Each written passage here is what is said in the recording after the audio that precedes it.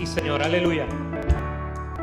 Puedes levantar tus manos al cielo si quieres hacerlo y adorar ahí a tu Señor. A pesar de la lluvia y la tempestad. Sí, Señor, aleluya. A pesar de la duda y necesidad. Si hasta aquí nos trajo Dios, sé que no nos dejará. Créelo.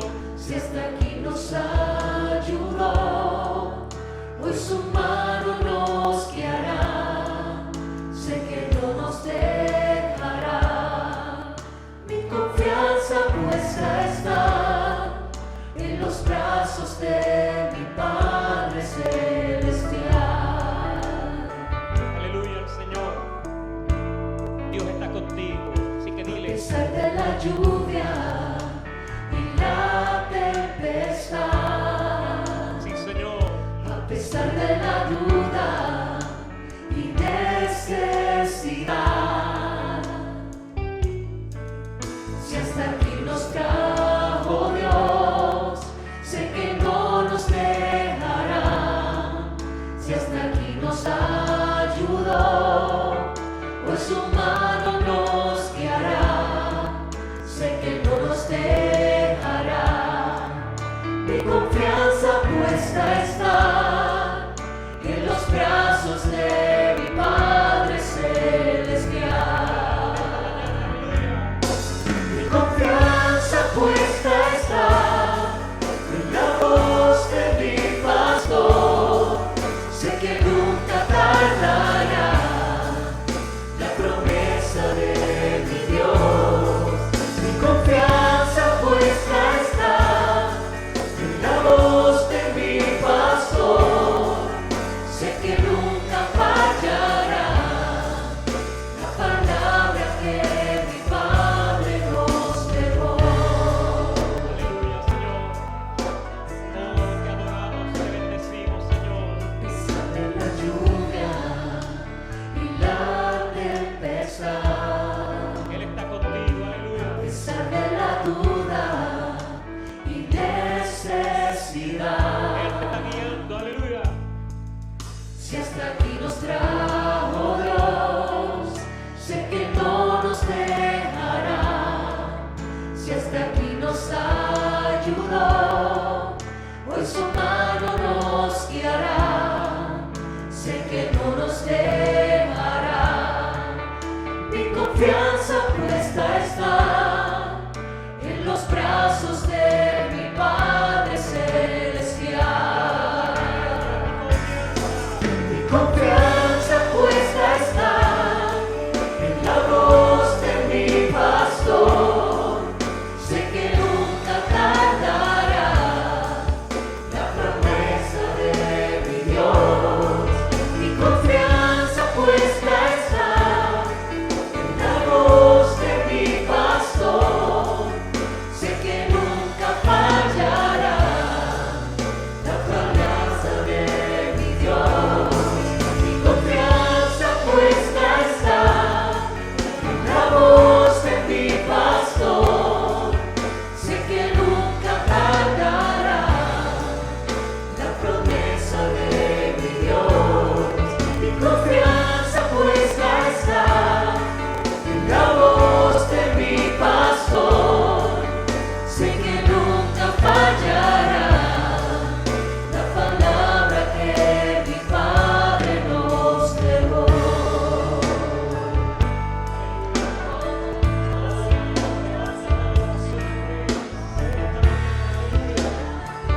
Oh, te adoramos, Señor, te bendecimos. Tú eres nuestro Dios, aleluya, aleluya, aleluya, Señor. Oh, te adoramos, te adoramos, te adoramos, Señor. Porque tú eres nuestro Rey, nuestro Señor. Nuestra confianza está puesta en ti, Señor. Porque tú eres nuestro pastor. Vamos a ver esas palmas para el Rey. Aleluya. Has enseñado a ver la vida en libertad, me has dado una nueva identidad, pues todo tú lo has cambiado, todo tú lo has cambiado.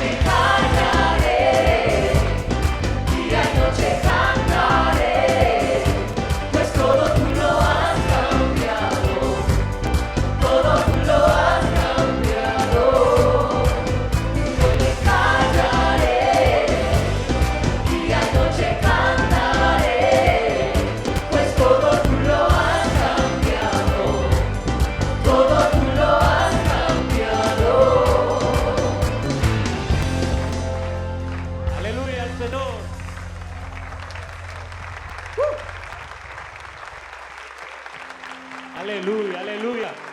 Esas son como que las canciones que uno puede estar media hora ahí pegado, ¿verdad? Aleluya. ¿Sabe por qué? ¿Qué? Hay que celebrar lo que Cristo hizo en nuestra vida. Óigame, si usted está aquí presente o viéndonos por los medios de comunicación y usted no ha experimentado ese cambio, hoy debe correr a los pies de Cristo. ¿Sabe por qué? Porque lo que usted está buscando, el mundo no lo puede dar. Solo Cristo tiene el poder. Gloria a Dios. Bueno, vamos a buscar en la Escritura lo que puede, ¿verdad? Va a aparecer en la pantalla también, pero si usted lo quiere buscar en su Biblia o en, ¿verdad? En alguna una tableta que tenga o algo, Hebreos 9, del 6 al 15. Vamos a hablar hoy de la sangre de Cristo y nuestra salvación, ese sacrificio y nuestra salvación. Vamos a ver cómo todo el Evangelio está centralizado en esa muerte, en esa cruz. Todo señala hacia el Calvario, todo, desde el principio de la Biblia. Todo señala hacia eso que iba a suceder, que era la única puerta, ¿verdad?, que el Señor iba a abrir para la salvación de nuestras almas. No hay otro camino, pero no fue algo improvisado, como la Biblia traza un camino de sangre, de sacrificios de animales, señalando proféticamente lo que iba a suceder. Lo que iba a suceder en aquel Calvario, y que el Hijo de Dios iba a estar allí dando su vida, derramando su sangre para abrir una esperanza de vida para nosotros, que somos los que merecemos, estaba tomando nuestro lugar. Es un sacrificio vicario que es decir sustituto. Él estaba tomando el lugar, el pago que nos tocaba pagar a nosotros, que es la consecuencia del pecado. Lo pagó Él en nuestro lugar, porque nosotros no lo podemos pagar. No tenemos, tiene que ser alguien perfecto que pagara eso, y no existe un ser humano perfecto. Por lo tanto, Dios tuvo que hacerlo Él mismo. Vamos a buscar en Hebreos 9. En Hebreos lo que está describiendo ahí es, lo podemos utilizar, gracias a Dios que tenemos esa pintura ahí.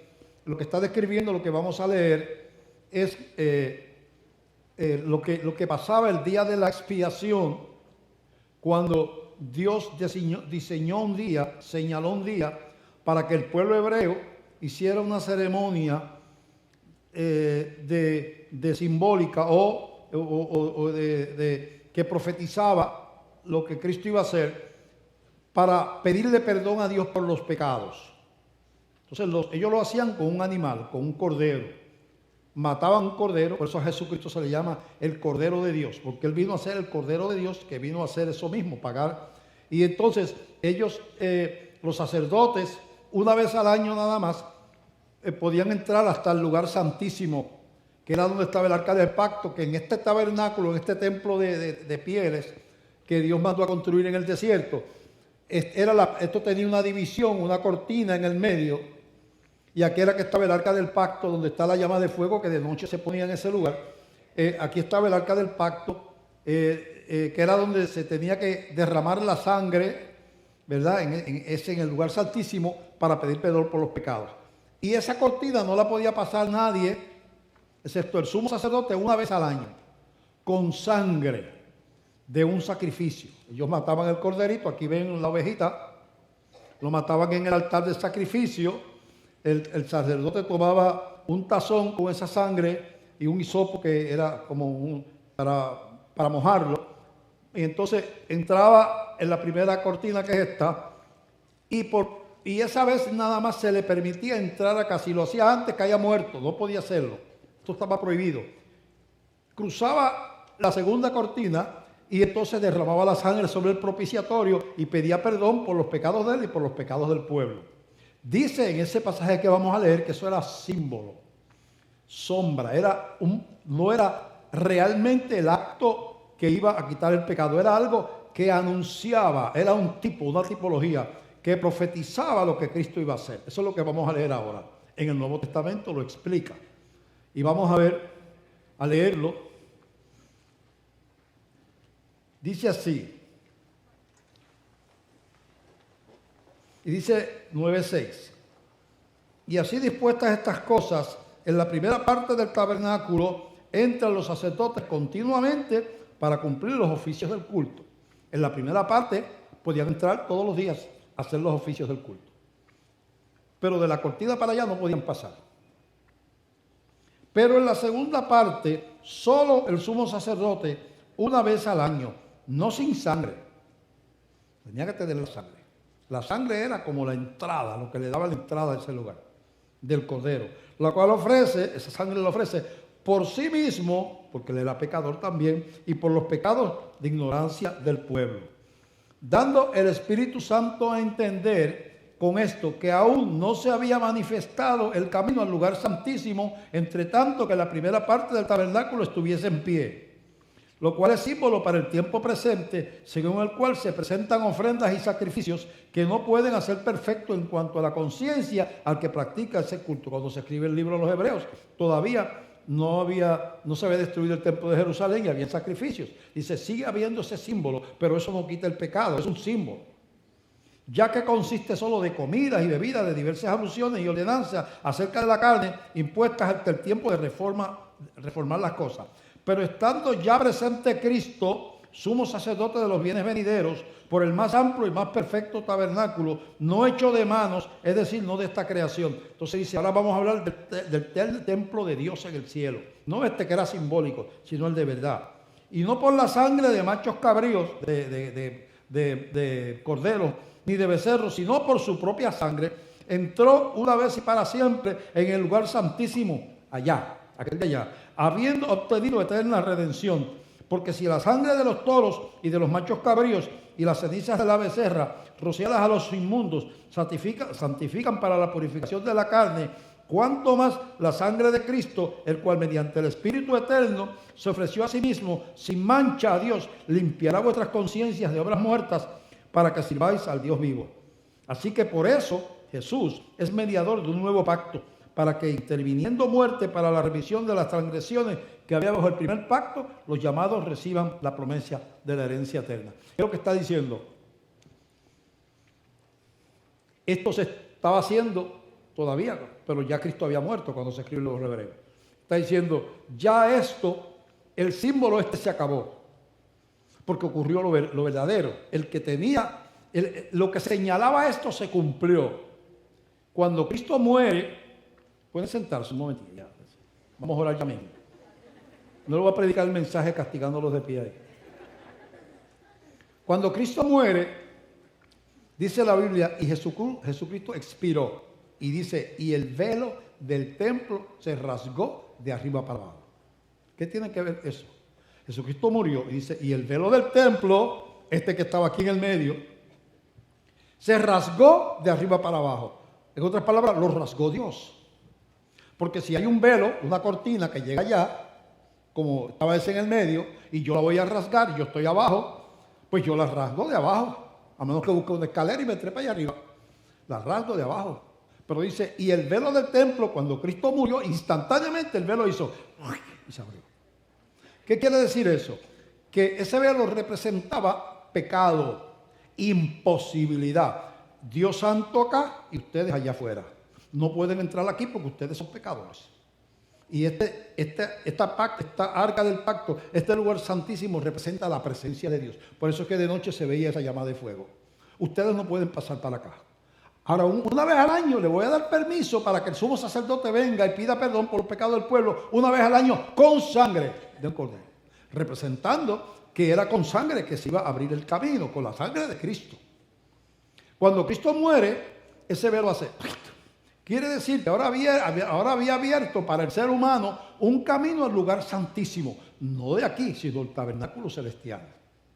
Ahí se representa ahora que esa imposibilidad de llegar al lugar santísimo se había roto y ahora hay una posibilidad, una puerta abierta.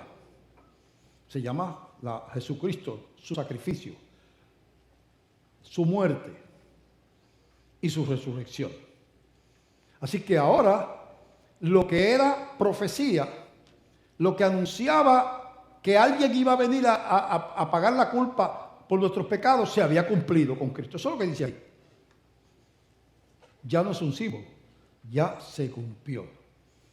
Así que Cristo terminó con los sacrificios, ¿verdad? Dice del 23, el capítulo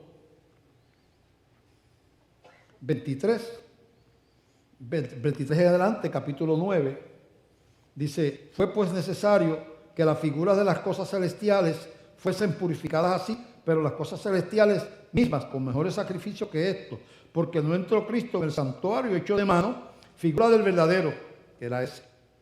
No fue ahí que Cristo entró como el sumo sacerdote terrenal, sino en el cielo mismo para presentarse ahora por nosotros delante de Dios, y no para ofrecerse muchas veces como entra el sumo sacerdote en el lugar santísimo cada año con sangre ajena, la del cordero. De otra manera hubiese sido a Cristo necesario padecer muchas veces desde el principio del mundo, pero ahora en la consumación de los siglos se presentó una vez y para siempre por el sacrificio de sí mismo para quitar de medio el pecado. Y de la manera que está establecido para los hombres que mueran una sola vez y después de esto el juicio, así también Cristo fue ofrecido una sola vez para llevar los pecados de muchos y aparecerá por segunda vez sin relación con el pecado para salvar a los que le esperan cuando venga a buscar a su iglesia hablando de él.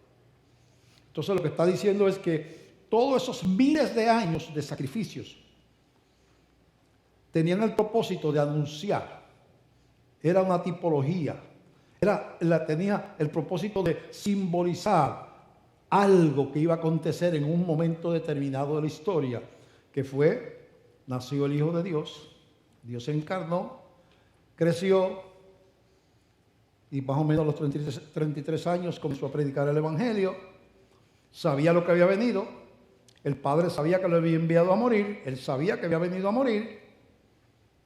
Entre los 12 que escogió tenía que haber un traidor, escogió un traidor a propósito para que lo entregara, porque la profecía decía que uno de los suyos le iba a entregar.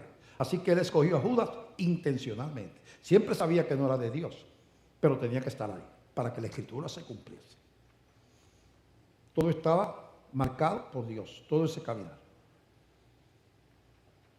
Así que hay que entender entonces el fundamento de esa sangre de Cristo. ¿Qué representa ese sacrificio? Es realmente la existencia de una iglesia. Está justificada por una muerte y una resurrección del Hijo de Dios. Sin eso, vámonos para la casa, porque esto es una ridiculez lo que estamos haciendo. Si es religión, vámonos para la casa. Si Cristo no está allá reinando en gloria, vámonos para la casa. Si Cristo nos resucitó y es el Rey, tiene potestad sobre todas las cosas, como Él dijo, en el cielo y en la tierra, vámonos para la casa. Si no hay perdón y salvación del alma para los que le entregan la vida a Cristo, ¿qué hacemos aquí? Seguimos perdidos. Así que todo lo que le da sentido a la vida cristiana tiene que ver con que el Hijo de Dios vino a morir, a pagar el precio, simbolizado ya desde la antigüedad por nuestro pecado. Pero eso, vamos a hacer un repaso. Eso comienza, ese rastro de sangre que hay por toda la Biblia, comienza desde el libro de Génesis, capítulo 4, Génesis 4, del 1 al 8, narra el inicio de la familia, de la primera familia, cómo los primeros habitantes de la tierra tienen 2 hijos. ¿Y qué pasa con eso? Conoció a Adán a su mujer Eva. Conoció quiere decir tuvo relaciones sexuales con ella. Eva, la cual concibió y dio luz a Caín y dijo: por voluntad de Jehová he adquirido varón. Después dio a luz a su hermano Abel. Y Abel fue pastor de ovejas y Caín fue labrador de la tierra. Y aconteció andando el tiempo que Caín trajo del fruto de la tierra una ofrenda a Jehová. Y Abel trajo también de los primogénitos de sus ovejas, de lo más gordo de ellas, y miró Jehová con agrado a Abel y a su ofrenda. ¿Quién le enseñó a ellos a hacer sacrificios a Dios? Bueno, posiblemente Adán. Posiblemente Adán se lo enseñó Dios y él se lo pasó a sus hijos, porque no dice aquí cómo ellos iniciaron esto, pero da como que acostumbraban a hacer eso. Trajo uno frutos porque era agricultor, el otro trajo una oveja porque era pastor de ovejas. Y Abel trajo también de los primogénitos de sus ovejas, de lo más gordo de ellas, y miró Jehová con agrado a Abel y a su ofrenda, el animal, el sacrificio. Pero no miró con agrado a Caín y a la ofrenda suya, y se ensañó Caín en gran manera y decayó su semblante. Eso provoca el primer asesinato. Caín se llena de ira porque Dios se agradó del sacrificio de un animal que hizo Abel, pero no se agradó de los frutos. Lo que pasa es que ya estaba señalándose cuál era el camino de redención, y era a través del sacrificio, de la muerte, del derramamiento de sangre. Más adelante vemos en Génesis capítulo 8, del verso 18 al 21, que dice lo siguiente: otro hombre, pasaron varios siglos, generaciones, y aparece un hombre de Dios también llamado Noé. Y salió Noé y sus hijos, su mujer, y las mujeres de sus hijos con él. Salieron del arca. Todos los animales y todo reptil y toda ave, todo lo que se mueve sobre la tierra, según sus especies, salieron del arca. Y edificó Noé un altar a Jehová, y tomó de todo animal limpio y de toda ave limpia, y ofreció holocausto en el altar. Otro sacrificio más. ¿Quién le enseñó a Noé eso? Aparentemente eso era pasado de generación en generación, era profético de esa práctica de hacer sacrificios de animales. Representaba que ese era el camino que Dios había escogido, y por eso ellos lo aprendieron. Y percibió Jehová olor grato, y dijo Jehová en su corazón: no volveré más a maldecir la tierra, etcétera, etcétera. Vemos que sigue corriendo eso. En Génesis capítulo 22, del verso 1 al 12.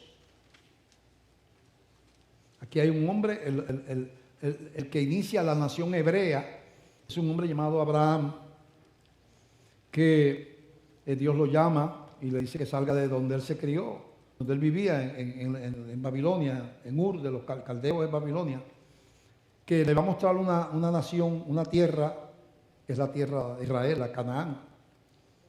Le va a mostrar una tierra donde pues le va a dar ese lugar para vivir, y que sea una gran nación, etcétera, etcétera, etcétera. Y que en él serán benditas todas las naciones de la tierra. Y él sale en obediencia, ¿verdad? Y sin embargo, él lleva a su mujer consigo, se ponen viejos y no tienen hijos. No tienen hijos. Ya estaría él por los 90 y 90 y pico. Y eventualmente, cuando tiene a los hijos, ya tiene como 100 cuando tiene el hijo Abraham. Es un milagro de Dios. La esposa tenía como 90 años. Y cuando Dios le dice a Sara que va a tener un hijo, ella se ríe. Porque dice: ¿cómo yo voy a tener un hijo si a mí cesó la costumbre de las mujeres? Es decir, ya yo no menstruo hace 40 años, 50 años que yo no tengo una menstruación. ¿Cómo yo voy a tener un hijo ahora después de vieja? Sí, y entonces Dios la regaña porque ella se le rió a Dios. Que eso es un chiste, ¿o qué es lo que pasa? Entonces, vamos a ver, eventualmente Dios le da un hijo. Primero trata de tener un hijo fuera de matrimonio, y nace uno que después se convierte en enemigo para el resto de la historia. Nace un hijo que es el papá de los árabes, Ismael, de una esclava egipcia. Nace un hijo que no es de hebreo, y ese hijo lo echan de la casa, y narra la nación árabe. Por haber hecho eso, Abraham, no saber esperar que Dios le diera el hijo de su esposa y unirse con una esclava. Desde ese tiempo, hace miles de años, los ismaelitas los árabes nunca han podido convivir con los hebreos. Estoy hablando de una guerra de como 2000 años o 3000 años o 4000 años, yo no sé cuánto. Toda la historia han estado enfrentados los descendientes de dos hermanos. Uno dio origen a los árabes y otro dio origen a los hebreos, y nunca han podido ligar, nunca han podido mezclar. Bueno, pero eventualmente le da el hijo a Isaac. Pero ¿qué pasa? Isaac creciendo, ya está grandecito, y Dios quiere probar a Abraham. Y mira lo que pasa. Vamos a leer. Capítulo 22. Aconteció después de estas cosas, que probó Dios a Abraham. Y él le dijo: Abraham, y él respondió: heme aquí. Dios hablaba con Abraham, pasa varias veces. Y dijo: toma ahora tu hijo, tu único, Isaac, a quien amas, y vete a tierra de Moria, y ofrécelo allí en holocausto sobre uno de los montes que yo te diré. Bien difícil de entender esto en ese momento. Después lo entendemos. Dios le está diciendo, ¿cuánto esperaste toda una vida por un hijo? Ahora lo tiene, está grandecito, lo quiere, ¿verdad? Sí, lo quiere. Yo quiero que vayas y lo sacrifiques. Y Abraham se levantó muy de mañana y enalbardó su asno y tomó consigo 2 siervos suyos, a Isaac su hijo, y cortó leña para el holocausto y se levantó y fue al lugar que Dios le dijo. Al tercer día alzó Abraham sus ojos y vio el lugar de lejos. Entonces dijo Abraham a sus siervos, esperad aquí con el asno y yo y el muchacho iremos hasta allí y adoraremos y volveremos a vosotros. Mira, yo siempre me pregunto si Abraham sabía que Dios iba a hacer algo. Porque está diciendo que él va a volver con el muchacho. Y Dios le había dicho que lo matara en el monte. Mira lo que dice él. Dice, y versículo 5. Entonces dijo Abraham a su siervo, esperad aquí con el asno y yo y el muchacho iremos hasta allí y adoraremos y volveremos a vosotros. Eso como que no cuadra, ¿verdad? Y tomó Abraham la leña del holocausto y se la puso sobre Isaac su hijo. Y él tomó en su mano el fuego y el cuchillo y fueron ambos juntos, porque después que se sacrificaba se quemaba la ofrenda. Y fueron ambos juntos, subieron al monte. Entonces habló Isaac a Abraham, su padre le dijo, Padre mío. Y él respondió, heme aquí mi hijo. Y él le dijo, he aquí el fuego y la leña, mas ¿dónde está el cordero para el holocausto? Siempre que hacemos sacrificio, porque parece que es la práctica de ellos también, llevamos el animal, llevamos la leña, el cuchillo y fuego para quemar después. Pero yo veo todo menos el cordero. No sabía que el cordero era él. Dice así.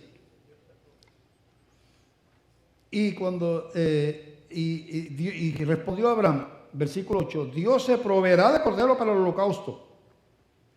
¿Será la fe de Abraham tan grande que él estará pensando que algo va a hacer Dios?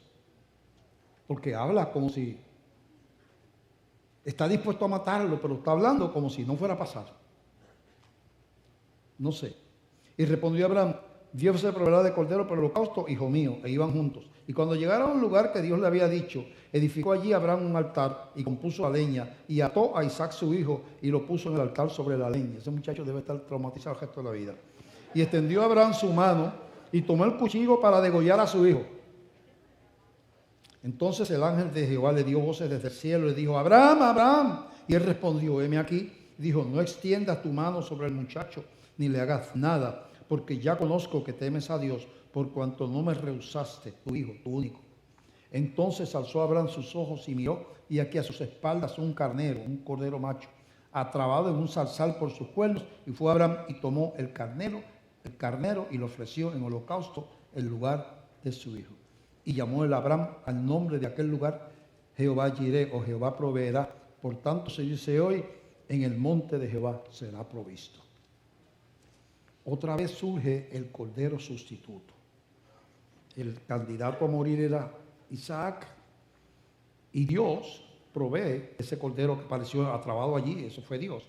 Le da un cordero para que lo sacrifique en lugar de Isaac.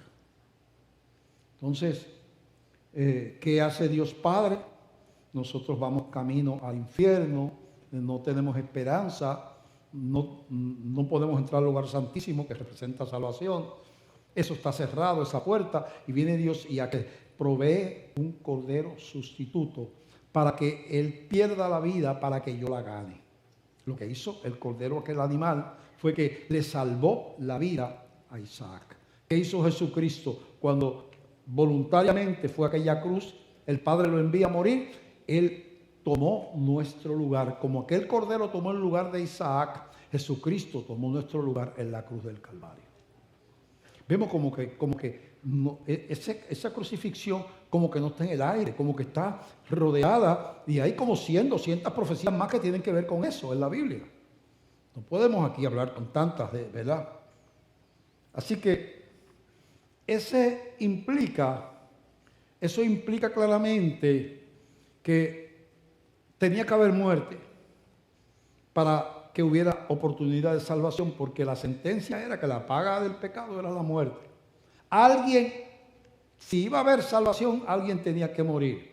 Y Dios fue poniendo en la historia de los hebreos los sacrificios de los animales como un símbolo.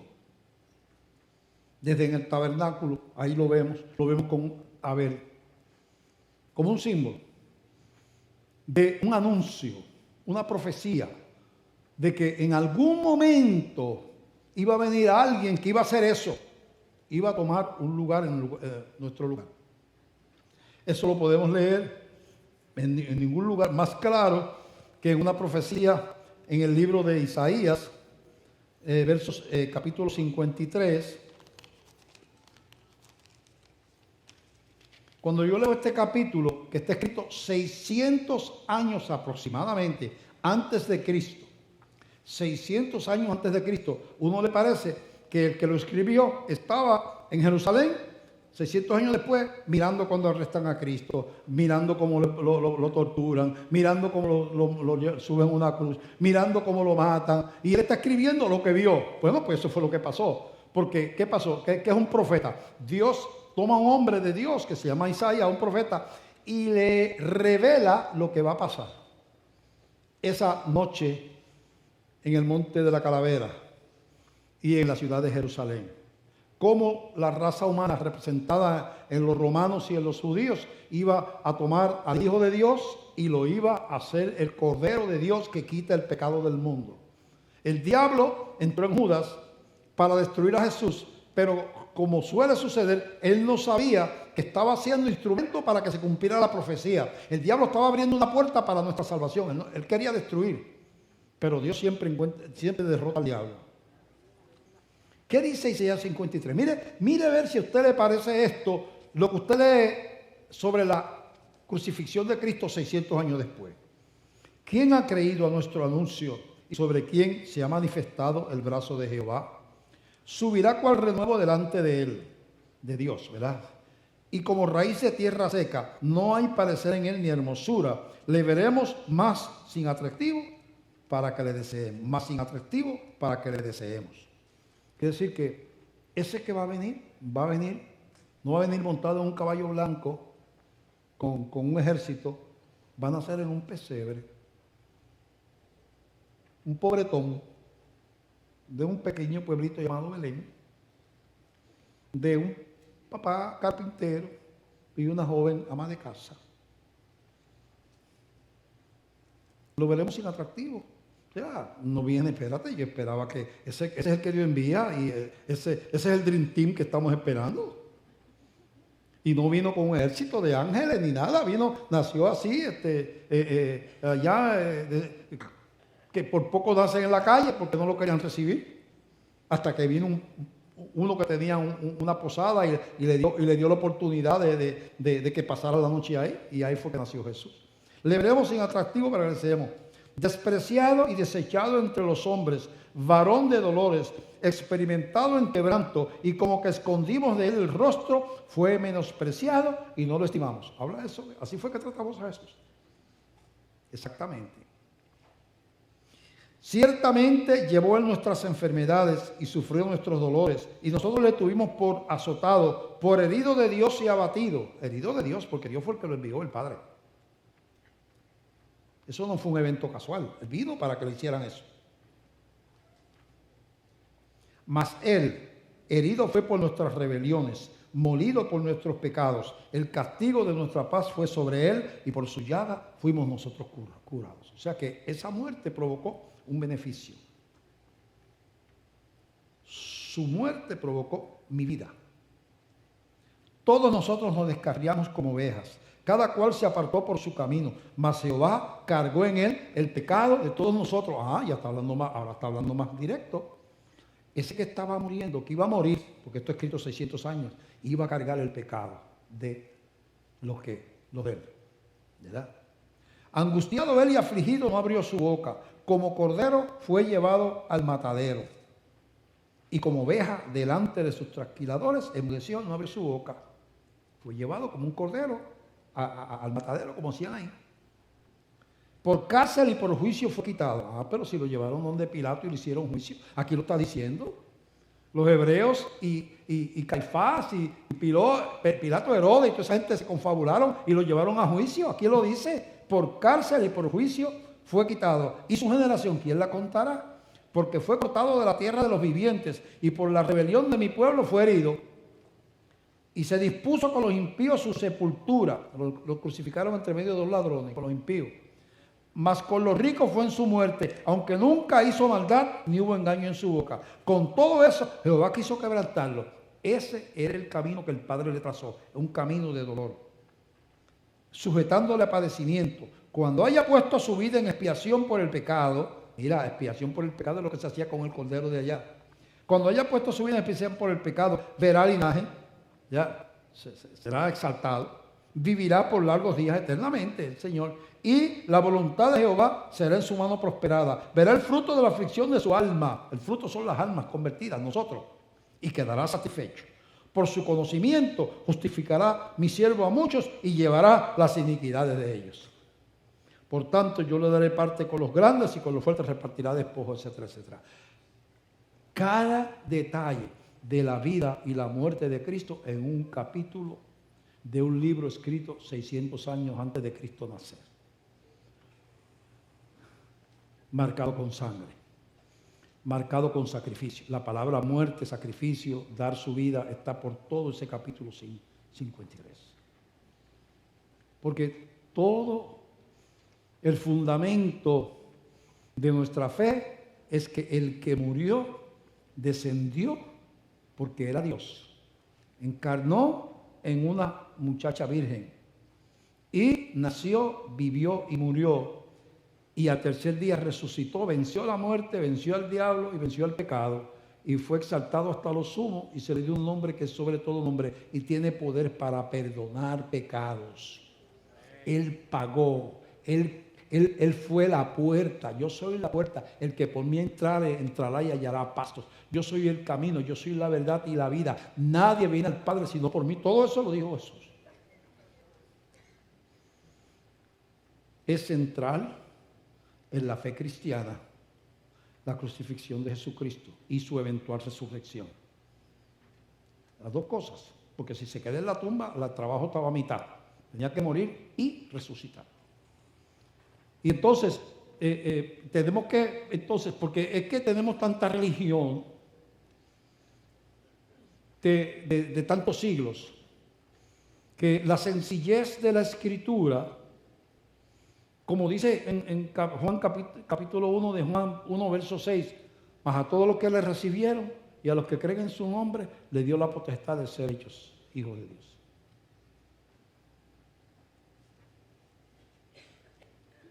Porque de tal manera amó Dios al mundo que dio a su Hijo único para que todo aquel que en él cree no se pierda, mas tenga vida eterna. No habla de bautista, no habla de católico, no habla de testigo de Jehová, no habla de pentecostal, no habla de mormón, habla de un sacrificio. No habla de bautista. Es un sacrificio, es un acto, un hecho histórico. Dios encarnó para poder entrar al lugar santísimo, un sumo sacerdote sin pecado, porque el que entraba ahí llevaba la sangre de un becerro o de un cordero para no caer muerto. Eso era simbólico de otra sangre. Eso era simbólico. El que entra al tabernáculo celestial entra con su propia sangre, no con la sangre de un cordero, con su propia sangre.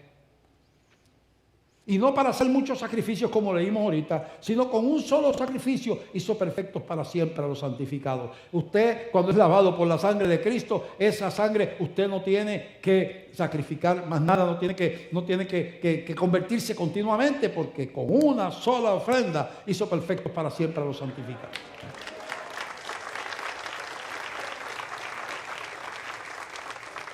Hay supersticiones dentro de las iglesias y mala teología. Por ejemplo, hay un segmento de la iglesia que habla de dos pueblos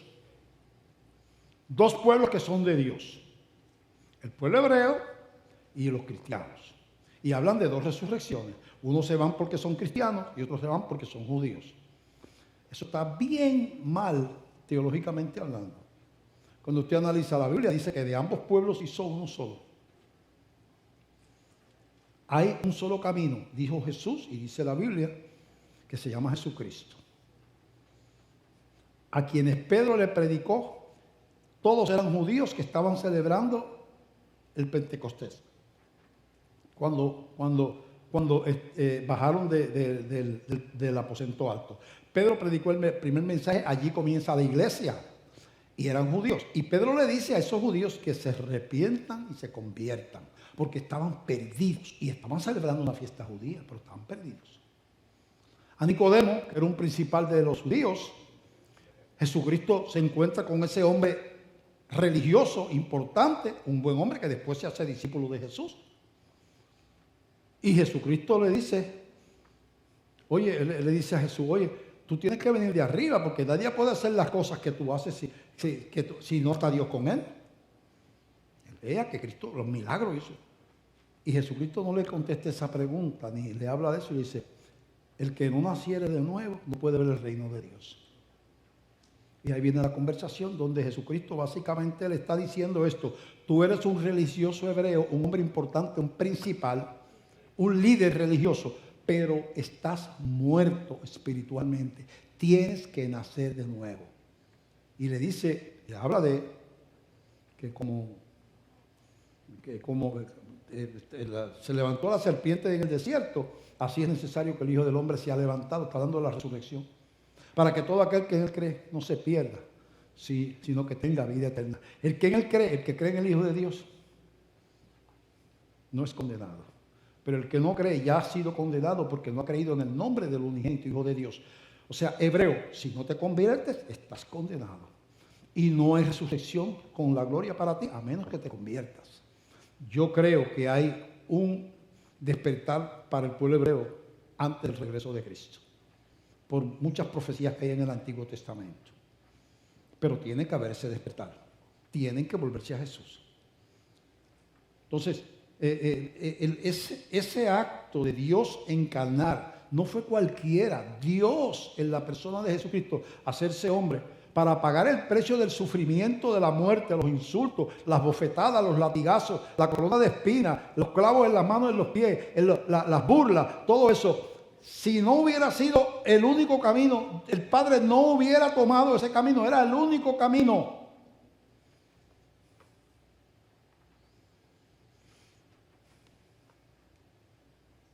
Cuando alguien cuestiona mi fe,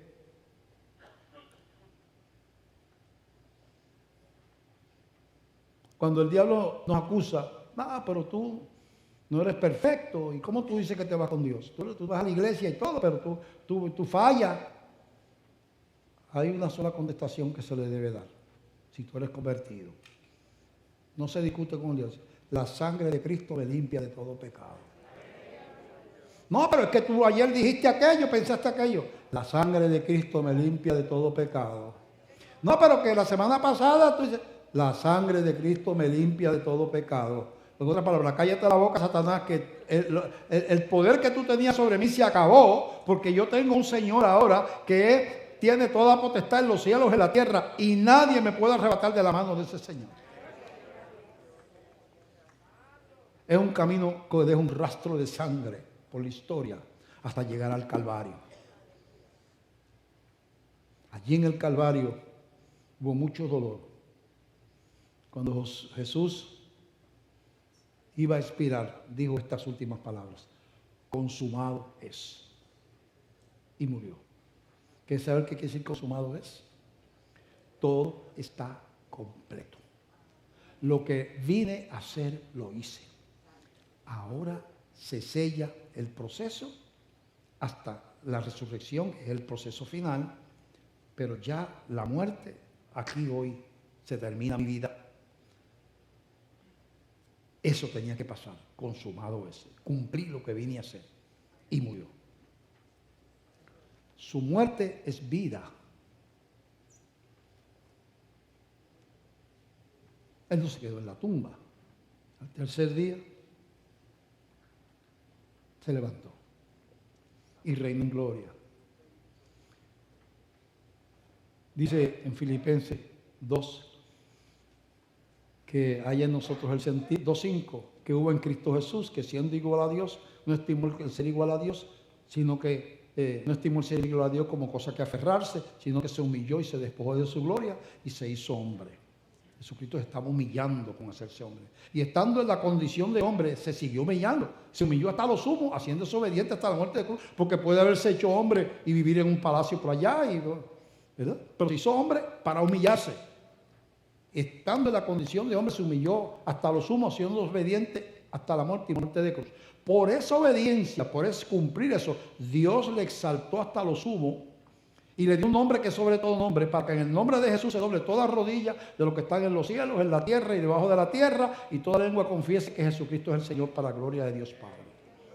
Jesucristo reina. Él dijo: vayan y prediquen el evangelio, porque toda potestad me es dada en los cielos y en la tierra. El que mando soy yo. Y ustedes van en mi nombre. Cuando ustedes van en mi nombre. ¿Quién te mandó? El Rey del universo me mandó. Porque usted predica, Pereira. Usted no es perfecto. Seguro que no soy perfecto. ¿Y por qué predica? Porque el Rey del universo me mandó a predicar. Entonces, es importante entender ese paso, ¿verdad? Eso nos da ahora un acceso a algo que se llama la gloria. Una de las cosas que pasó cuando el ser humano se rebeló contra Dios es que había un árbol, además del árbol de la ciencia del bien y del mal, era el árbol de la vida en el huerto. Ese árbol representaba la vida de Dios, la vida espiritual, la comunión con Dios. Era Dios mismo comunicándose con. Y de ese árbol no había problema, que ellos no, se les prohibió tomar del árbol de la ciencia del bien y del mal, pero del árbol de la vida no. Pero cuando el ser humano peca, se le cierra la puerta al árbol de la vida. Y dice en Génesis capítulo 3, Génesis capítulo 3, verso 22 al 24, después del pecado, dice: y dijo Jehová Dios: he aquí el hombre es como uno de nosotros, sabiendo el bien y el mal. Ahora pues que no alargue su mano y tome también del árbol de la vida y coma y viva para siempre. Y lo sacó Jehová del huerto del Edén para que labrase la tierra de que fue tomado. Echó pues fuera al hombre y puso al oriente del huerto de Edén querubines y una espada encendida que se revolvía por todos lados para guardar el camino del árbol de la vida. Y el hombre muere espiritualmente, donde estamos la raza humana completa. Entonces Cristo nos devuelve, la salvación nos devuelve eso, esa vida, ¿verdad? En Apocalipsis capítulo 21 dice de la siguiente manera, Apocalipsis 21, del verso 1 al 4, vi un cielo nuevo y una tierra nueva, porque el primer cielo y la primera tierra pasaron y el mar ya no existía más. Está hablando de la iglesia ya en la gloria. Y yo, Juan, vi la santa ciudad, la nueva Jerusalén, descender del cielo dispuesta como una esposa ataviada para su marido. Y oí una gran voz del cielo que decía: he aquí el tabernáculo de Dios con los hombres. Recuerda que eso se llama el tabernáculo, pero el tabernáculo ahora es allá celestial. El tabernáculo de Dios con los hombres, y Él morará con ellos, y ellos serán su pueblo, y Dios mismo estará con ellos como su Dios. Enjugará Dios toda lágrima de los ojos de ellos, y ya no habrá muerte, ni habrá más llanto, ni clamor, ni dolor, porque las primeras cosas pasaron. Y en la gloria, se olvídese de todo eso que le da dolor y cosas. Y no hay muerte, no hay dolor, enfermedad, no hay delito, no hay nada. Es gloria, paz y presencia de Dios. Y el que estaba sentado en el trono dijo: he aquí, yo hago nuevas todas las cosas. Y me dijo: escribe, porque estas palabras son fieles y verdaderas. Y me dijo: hecho está, yo soy el alfa y el omega, el principio y el fin. Al que tuviera sed, yo le daré gratuitamente del fuente del agua de la vida. Y al que venciere dará todas las cosas, y yo seré su Dios, y él será mi pueblo. O sea, habla de la presencia allá en la gloria venidera.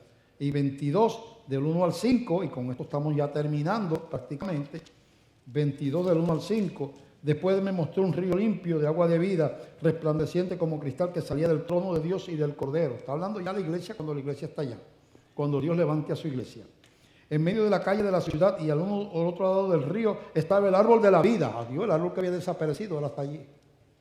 Es la presencia misma de Cristo, que produce 12 frutos, dando cada mes su fruto, y las hojas del árbol eran para la sanidad de las naciones, y no habrá más maldición, y el trono de Dios y del Cordero estará en ella, y sus siervos le servirán, y verán su rostro, y su nombre estará en su frente. No habrá allí más noche, y no tienen necesidad de luz de lámpara, ni de luz de sol, porque Dios el Señor los iluminará, y reinarán por los siglos de los siglos. Todo para nosotros comienza con un calvario, con alguien colgando de una cruz sin pecado, que vino a sustituirnos a nosotros por amor. Y dio su vida intencionalmente para abrirnos un camino. Por eso dice, a todos los que le recibieron, a los que creen en su nombre, le dio la potestad de ser hechos hijos de Dios. Cuando usted entra al reino de Dios, entra por Cristo. Por eso decía, yo soy el camino, la verdad y la vida. Nadie viene al Padre si no es por mí. Eso dijo Jesús. El bautista no lo puede salvar. La religión católica tampoco. Usted puede ayunar 5 días de la semana, darle 1 millón a los pobres todos los meses, y si no se convierte, sigue, va para el infierno de cabeza. Puede cuidar al enfermo 14 horas al día, y si no se convierte, es un inconverso que cuida enfermo. Pero no tiene salvación. Tiene que pasar por el Calvario. Tiene que entregarle su vida a Jesús y reconocerse pecado. La gente que nos ve por los medios de comunicación, la internet, la televisión, yo les exhorto a que ustedes consideren esa realidad de que todos estamos separados de Dios y humildemente reconozcan que necesitan un Salvador. Y usted le da su corazón a Cristo, le entrega sus pecados y Jesús le promete la vida eterna. Si usted quiere tomar esa decisión, yo no soy el Espíritu Santo, yo predico, pero eso es entre usted y el Espíritu Santo. Usted llama a los teléfonos que aparecen en pantalla, que son los teléfonos de la iglesia, y alguien le va a contestar su teléfono, el teléfono. Si no puede hacerlo ahora, puede llamar en la semana a ese mismo teléfono, no mañana, porque es feriado, aquí en la iglesia no trabajamos mañana, así, pero durante la semana, de 8 a 4 de la tarde, hora de Puerto Rico, y alguien le va a contestar su teléfono y usted puede entregar su vida. Alguien orará por usted a través del teléfono, si usted está en otro país o está en otro lugar que no sea aquí. Ahora, si usted está aquí en el templo, en el día de hoy, usted ha escuchado que Dios no juega. Dios no, ese evento de esa cruz no fue algo casual, improvisado. Eso desde el mismo Génesis, sacrificio para el pecado, sacrificio, corriendo por toda el Cordero sustituto, anunciando lo que iba a pasar. Jesucristo es el Cordero de Dios que quita el pecado del mundo. Usted no, o usted le entrega su vida a Cristo, o usted no tiene esperanza de salvación. El problema es que todos somos pecadores. No hay nadie justo, tan justo que no necesite un Salvador. Todos somos pecadores. Si usted ha llegado a este lugar, yo le invito a que usted responda humildemente al llamado de Dios. Y usted doblegue todo temor, todo orgullo. Y usted reconozca que necesita perdón y salvación. Y abra su corazón a Cristo en este día.